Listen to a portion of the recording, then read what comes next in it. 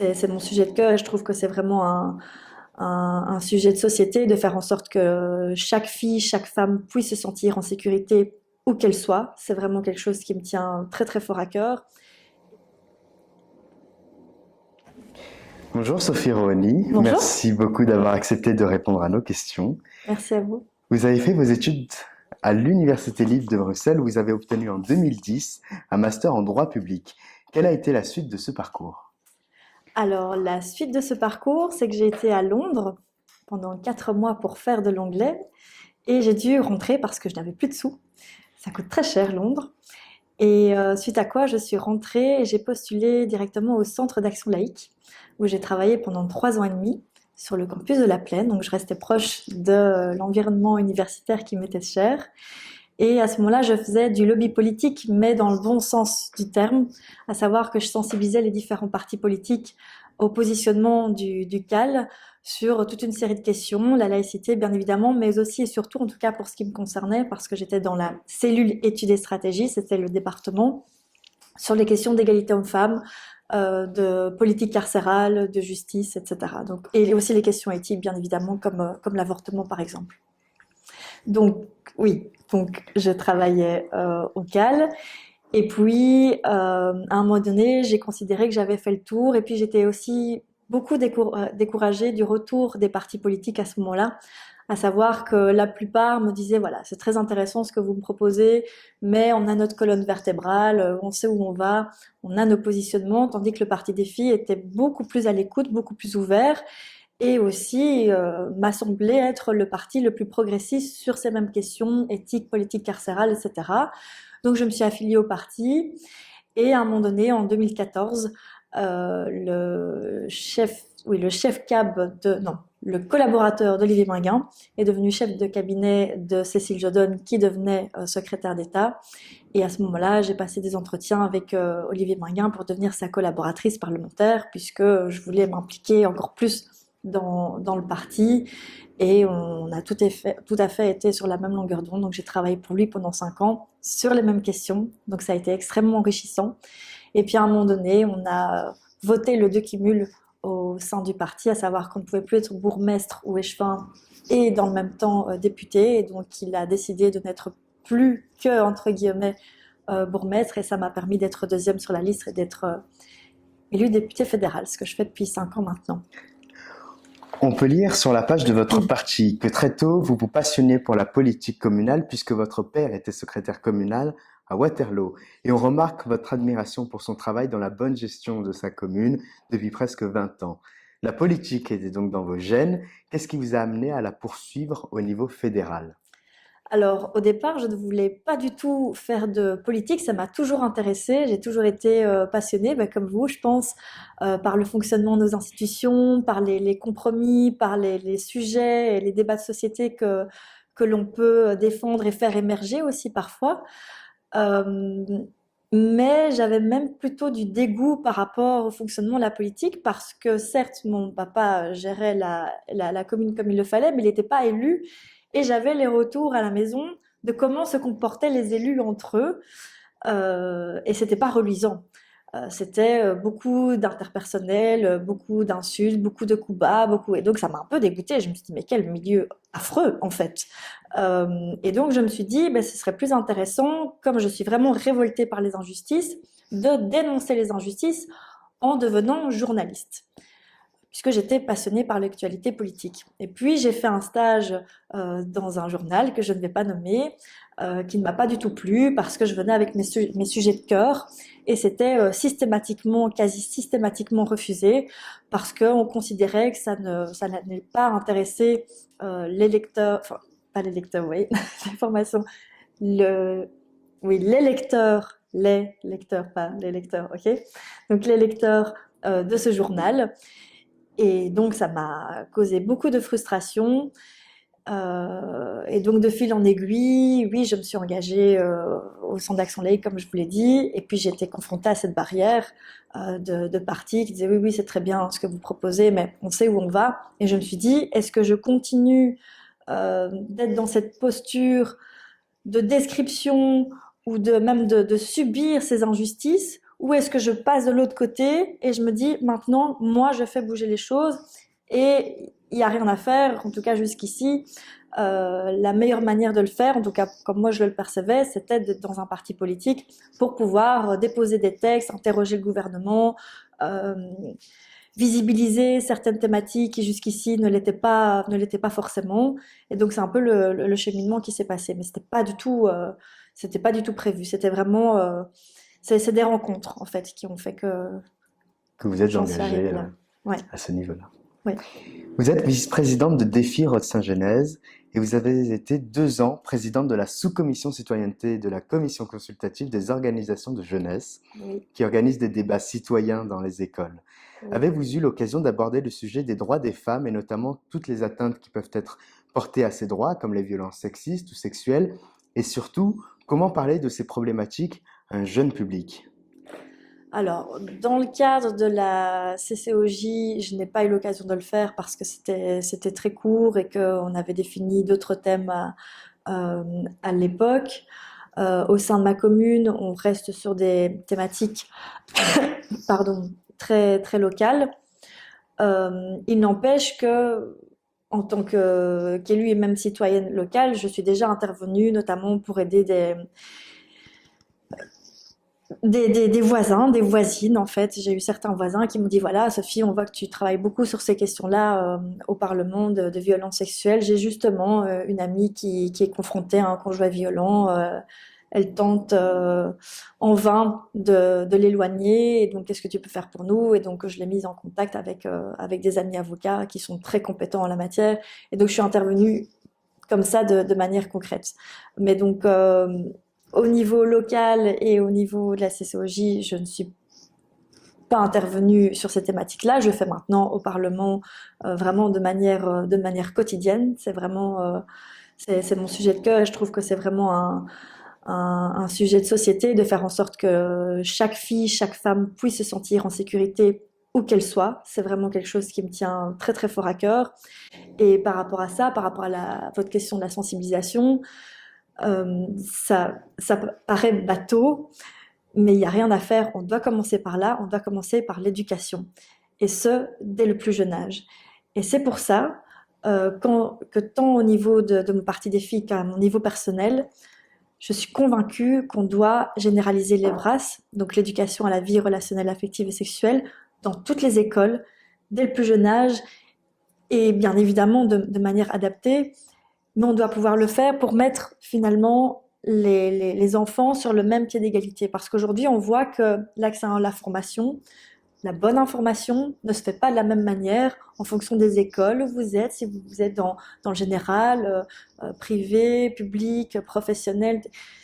Et donc finalement, on ne donne pas l'information à chacun, alors que si on veut qu'à un moment donné, la société ne baigne plus dans ce patriarcat, il faut faire comprendre à tout à chacun, où qu'il soit, que ce patriarcat, on doit pouvoir y mettre fin. Parce qu'il n'est pas respectueux de la moitié de l'humanité, parce qu'il poursuit un processus qui vise à dire que la moitié de l'humanité, oui, voudrait moins que l'autre, c'est juste inacceptable. Et donc pour ça, on doit sensibiliser dans toutes les écoles et aussi parce que les jeunes n'ont pas le même accès à l'information, donc comme je l'ai dit, en fonction des écoles, mais aussi en fonction de leur milieu. Il y a des enfants qui sont très à l'aise avec leurs parents pour en discuter, ou qui ont des frères et sœurs plus âgés, etc. Et d'autres pas du tout, qui sont isolés, où il y a des conflits, où il n'y a pas cette liberté de parole, où il n'y a pas cette information aussi. Et donc, je trouve que quand il y a des situations comme ça, l'école est le meilleur lieu pour pouvoir dispenser cette information parce que c'est le lieu où tous les élèves, quel que soit leur milieu, quelle que soit leur sensibilité, leurs convictions, sont à un moment donné ensemble pour pouvoir bénéficier d'un enseignement qui soit de qualité, qui soit neutre et qui donne la bonne information. Cela amène donc aussi à mieux former nos enseignants. Pardon? Cela amène donc aussi à mieux former nos enseignants à ces Oui, questions-là. alors l'EVRAS n'est pas dispensé par les enseignants, c'est dispensé par des professionnels parce qu'il faut aussi donner la bonne information. Les enseignants, on leur demande déjà beaucoup, on leur demande de plus en plus. Et à un moment donné, il faut aussi laisser place à des professionnels qui peuvent aussi peut-être avoir une confiance plus rapide de la part des jeunes, avoir une liberté de parole plus grande. Je pense que les élèves ne parleront pas nécessairement de leurs problèmes de cœur, de leurs problèmes de MST, de grossesse non désirée ou que sais-je, à leurs profs qui voient tous les jours. Je pense que c'est pas forcément l'idéal et donc il faut un référent, je pense, extérieur euh, qui soit vu comme vraiment du personnel qualifié, formé, fait pour ça, en qui ils peuvent avoir confiance et qui sont soumis au secret professionnel aussi. Ce sont des sujets qui vous tiennent à cœur, le soutien aux femmes iraniennes, afghanes, polonaises, ukrainiennes, palestiniennes. Oui, toutes, Dans bien une sûr. note publiée le 23 octobre dernier du rapporteur spécial sur les exécutions extrajudiciaires sommaires ou arbitraires des Nations Unies, je vous lis: Le féminicide est devenu une épidémie mondiale alors que les États manquent à leur devoir de protéger les victimes de violences de genre et chaque année des dizaines de milliers de filles et de femmes, y compris des femmes trans, sont tuées en raison de leur genre et bien d'autres encore sont victimes de violences sexuelles. Mhm. Aujourd'hui, Madame la députée fédérale, comment ce soutien doit-il se traduire? Comment exhorter les États à protéger les droits des femmes et les victimes de violences? Ouh, grosse question. Peut-être faire comprendre à ces États que l'avenir de leur État et de la société passe par les femmes. Si les femmes sont maltraitées, sont tuées, il n'y a pas d'avenir. On a besoin des femmes dans notre société et pas uniquement que pour devenir maman, c'est une question de respect, c'est une question d'humanité. On peut être plus pragmatique en disant que c'est important pour notre économie aussi. On a besoin de tout le monde dans la société. Et c'est vrai que c'est compliqué. Ben, on l'a vu notamment au niveau européen où la France et d'autres pays, pourtant vus comme progressistes, ont empêché de légiférer sur la question du viol, donc de considérer, de donner une même définition pour tous les États européens, comme quoi le viol, c'est une absence de consentement. Ça n'a pas été possible. On est confronté aux mêmes difficultés aussi pour le féminicide. Même en Belgique, on a pu donner euh, des définitions aux différents types de féminicides qui existent, mais on n'a pas été jusqu'à l'incriminer, l'inscrire dans le code pénal, ce qui pour des filles reste essentiel. Ça reste un combat qu'on va continuer de mener. Pourquoi? Parce que notamment ça permet de créer un chef d'inculpation, donc de pouvoir vraiment aider aussi la justice à faire son travail, à les recenser et donc aussi adopter des mesures qui soient plus efficaces et ciblées. Parce qu'aujourd'hui, ça va être des organismes, dont l'Institut d'égalité hommes-femmes, qui va faire ce travail de recensement, mais il faut leur expliquer de quelle manière ils vont faire ce recensement. Il faut un arrêté royal pour ça, il est toujours pas là. Euh, Là où, si on l'avait mis dans le code pénal, on aurait eu un chef d'inculpation et ça serait fait de manière automatique. Donc là, finalement, pour nous, on perd beaucoup de temps et ce temps, il est précieux. Donc je ne dis pas que l'inscription du féminicide dans le code pénal, c'est la panacée. On n'a jamais eu ce discours-là. C'est la raison pour laquelle, d'ailleurs, au Parlement, j'avais déposé dans le même temps une proposition de résolution qui énumérait toute une série de mesures à solliciter auprès du gouvernement, justement en matière de prévention, de prise en charge des victimes avant qu'il ne soit trop tard, avec le bracelet anti-rapprochement et aussi la prise en charge des auteurs, parce qu'ils doivent être pris en charge aussi pour qu'ils ne récidivent plus, pour qu'ils ne soient pas de plus en plus violents jusqu'à commettre l'irréparable, de mobiliser les pharmacies, de faire en sorte que les lignes d'écoute d'appel à l'aide soient accessibles 24 heures sur 24, 7 jours sur 7, qu'on puisse y adjoindre un chat, parce qu'un chat, c'est plus discret que d'appeler à l'aide. Donc on avait énuméré toute une série de solutions. Certaines ont été mises en place, d'autres pas du tout. Je le regrette, mais c'est vrai que c'est une question qui doit pouvoir être travaillée dans tous les pays. Attaché à cette question d'égalité, à savoir que toutes les femmes, quel que soit leur pays, puissent être protégées de féminicide.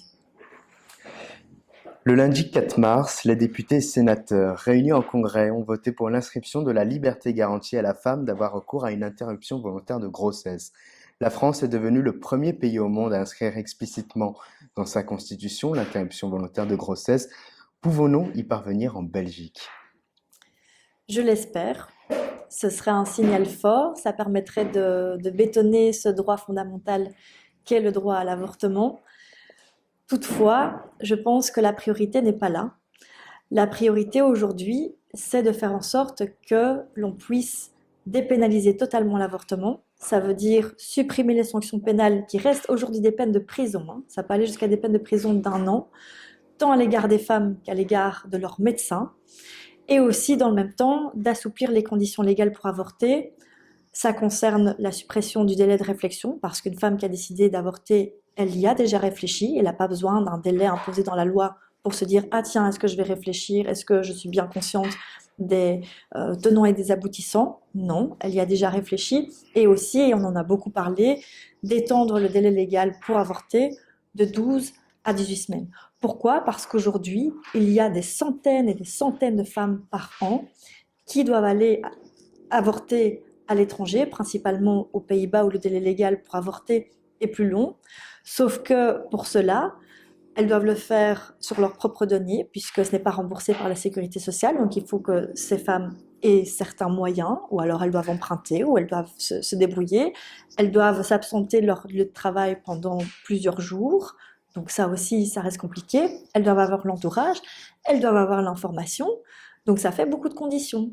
Et donc, soit ces femmes ont la possibilité de le faire, ça reste quand même très lourd à porter, soit elles doivent le faire en Belgique, dans la clandestinité, avec l'aide d'un courageux médecin. Et donc ça, c'est quelque chose qui ne va pas, c'est une situation qui est super hypocrite et qui, oui, qui met les femmes en danger par rapport à ça. Donc pour nous, la priorité, c'est plutôt par rapport à ça, parce que ce qu'a fait la France, c'est d'inscrire dans la Constitution que le droit à l'avortement est garanti tel qu'il est prévu dans les conditions posées par la loi. Et donc, si dans le même temps, les conditions posées par cette même loi restent restrictives, eh bien finalement, le droit qui sera consacré dans la Constitution sera un droit qui sera pas très, comment dirais-je, qui ne répondra pas le plus possible aux besoins des femmes qui en ont besoin en fait. Donc il faut savoir qu'en France, ce travail, il n'a pas été aussi poussé qu'on l'aurait voulu, mais ils ont étendu le délai légal pour avorter par exemple, ils sont passés à 14 semaines. Y a eu vraiment des étapes en France qui n'ont toujours pas été faites en Belgique en fait. Et donc on accuse vraiment un gros retard en la matière en Belgique. Et cette dépénalisation, quand est-ce qu'on y arrivera? Puisque c'est un sujet qui traîne depuis assez longtemps. Oui. Quand les partis démocratiques, et en particulier progressistes, arrêteront de marchander les droits des femmes comme ils l'ont fait jusqu'ici. Parce que le gros problème qu'on a rencontré, c'était ça. Ça a commencé avec les partis nationalistes, conservateurs, donc NVA, Vlaams Belang, CDNV et les engagés, parce qu'ils n'assument pas aujourd'hui, mais moi je me souviens très bien comment ils ont réagi à l'époque sur ce dossier-là. Ont renvoyé ce texte qui disposait d'une majorité parlementaire, qui avait été voté à 2 reprises en commission, au Conseil d'État. Et entre-temps, la Vivaldi s'est formée, le CDNV a dit « Ok, moi je monte dans ce gouvernement, mais à condition qu'on ne vote pas ce texte ». Et donc ça a été écrit noir sur blanc, ce texte ne sera jamais voté tant qu'il n'y aura pas de consensus, tant qu'il n'y aura pas d'études réalisées par un comité d'experts, ce qui a été le cas, et le constat des experts a été clair et limpide et validait le texte qu'on a porté avec d'autres partis, mais qu'il fallait aussi une deuxième condition, et c'est ça le péché originel de la Vivaldi, à savoir qu'il fallait un consensus entre les 7 partis de la Vivaldi. Or, le CDNV jusqu'ici bloque et a avancé l'idée d'étendre le délai à 14 semaines, mais comme une ligne rouge infranchissable et qu'on n'irait pas plus loin. C'est pas du tout une attitude constructive et surtout respectueuse du travail qui a été fait par les experts. Donc moi, j'osais espérer en fait qu'à l'approche des élections, eh bien, les autres partis de la Vivaldi disent au CDNV « Bon, maintenant, ça suffit. Maintenant, on reprend notre liberté et on va solliciter le vote sur ce texte. » Ils le font pas. Je sais pas de quoi ils ont... Enfin, si je pense savoir de quoi ils ont peur. Ils ont peur, en fait, d'empêcher de prochains accords de gouvernement. Parce que le CDNV pourrait leur dire, vous avez besoin de nous, mais vous n'avez pas respecté votre promesse hein, par rapport à l'avortement, donc on ne montera pas avec vous. Et donc c'est un vrai chantage hein, qui est en cours et qui pourrait donc concerner de futurs gouvernements. Mais j'espère sincèrement que les autres partis vont refuser de se laisser avoir comme ils se sont laissés avoir cette fois-ci. En tout cas, c'est pour ça que au niveau du Conseil des femmes, on a fait un communiqué de presse à l'occasion du 8 mars, donc journée internationale de lutte pour les droits des femmes. Et à cette occasion-là, on a vraiment dit de manière très claire qu'il fallait arrêter que ces partis marchandent les droits des femmes. En Belgique, l'endométriose toucherait au moins 10% des femmes en âge de procréer. Cette pathologie peut entraîner des douleurs intenses et de l'infertilité qui impactent grandement la qualité de vie des patientes. La prise en charge reste très discriminatoire et inégalitaire. Nous savons que c'est un de vos combats de prédilection. Comment sensibiliser le grand public à cette maladie et quelles sont les pistes d'action qui peuvent être mises en œuvre pour lutter contre celle-ci de manière plus égalitaire? Alors déjà, je pense que c'est une excellente chose qu'on en parle, qu'on sait qu'aujourd'hui ce n'est pas normal d'avoir mal pendant ses règles, même si lorsque vous souffrez d'endométriose, vous ne souffrez pas uniquement lorsque vous avez vos règles, vous pouvez souffrir tout le temps en fait, ou pendant plusieurs, oui, jusqu'à une semaine, 2 semaines, et puis ce sont des douleurs qui ne se situent pas uniquement au niveau du ventre, ça peut toucher d'autres parties de votre corps, ça peut être handicapant. Il y a des jeunes femmes de 20-30 ans qui se déplacent avec des cannes, tellement ça touche leur nerf sciatique, etc. Donc c'est vraiment une saloperie cette maladie, vraiment. Et ça touche une femme sur 10 et je suis contente, notamment grâce à l'association Toi Mon Endo, qui est portée par Laura Lequeux, qui est donc touchée par la maladie et qui est vraiment quelqu'un de hyper courageux. On sait ce que c'est cette maladie, en tout cas on en a parlé, on n'en parlera jamais assez, hein. Je pense qu'il faut des campagnes nationales, officielles, financées par les pouvoirs publics qui en parlent, mais déjà soutenir des associations comme celle-là, continuer à les soutenir. On parlait notamment dans le cadre de l'Evras, ça rentre tout à fait dans l'émission de l'Evras. Et puis à côté de ça, il y a la sensibilisation au niveau, oui, forcément des écoles, des employeurs, que les employeurs sachent que lorsqu'une femme a mal et doit rentrer chez elle ou autre, c'est pas parce qu'elle est fragile ou qu'elle s'est levée d'un mauvais pied, c'est parce qu'elle souffre et qu'il y a cette maladie qui existe. Donc il faut que les employeurs aussi soient au courant, les médecins aussi. Ça, c'est fondamental qu'on doit pouvoir vraiment... Alors, je connais pas les détails du cursus de médecine, mais il est clair qu'aujourd'hui, ce qui pose le plus gros problème par rapport à cette maladie, c'est l'errance médicale. C'est le fait que le diagnostic peut prendre jusqu'à 6 à 10 ans. Et parce que certains médecins ne connaissent pas cette maladie, parce qu'ils n'ont pas les codes, parce qu'ils ne connaissent pas les symptômes, parce qu'il n'y a pas cette spécificité. Et donc, Il y a un manque de formation dans le domaine médical. Et c'est terrible parce que pendant cette errance médicale, on subit plein de tests, des chirurgies, des IRM, plein de tests qui coûtent de l'argent. Donc là aussi, il y a la problématique du remboursement et qui épuisent le corps, Il y a des chirurgies qui sont destructrices parce qu'on croit bien faire et en fait non, c'est pas ça. Donc le cursus des médecins est effectivement fondamental, oui. Depuis mars 2023, vous êtes présidente du Conseil des femmes francophones de Belgique. Pouvez-vous nous parler de cette association? Quel est votre rôle en tant que présidente? Alors, donc le Conseil des femmes francophones de Belgique, c'est une association qui existe depuis plus d'un siècle maintenant et qui regroupe une cinquantaine d'associations féministes de tous bords. Par exemple, on a des femmes issues de syndicats, d'autres partis politiques. Donc on a les femmes libérales, socialistes, des filles écologistes, PTB, oui. On n'a juste pas les engagés, justement parce qu'on a un problème au niveau de... Non, écolo c'est retiré. Mais engagés, on ne peut pas. Donc il y a cette ambiguïté sur la question de l'avortement, pas. Mais il y a aussi des associations qui sont par exemple très actives sur des thématiques spécifiques qui touchent les femmes. Je pense par exemple au GAMS, donc le groupe d'action contre les mutilations sexuelles, donc qui travaille beaucoup sur la question de l'excision.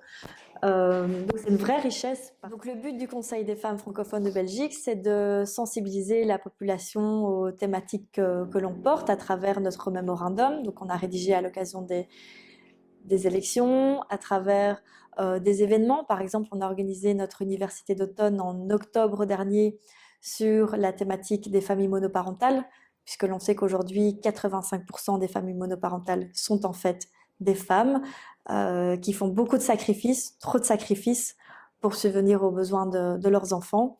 Et donc, on a organisé cette rencontre avec des femmes qui étaient intéressées et en présence d'expertes de la Ligue des familles ou encore d'autres organismes pour vraiment voir de quelle manière on pouvait y répondre.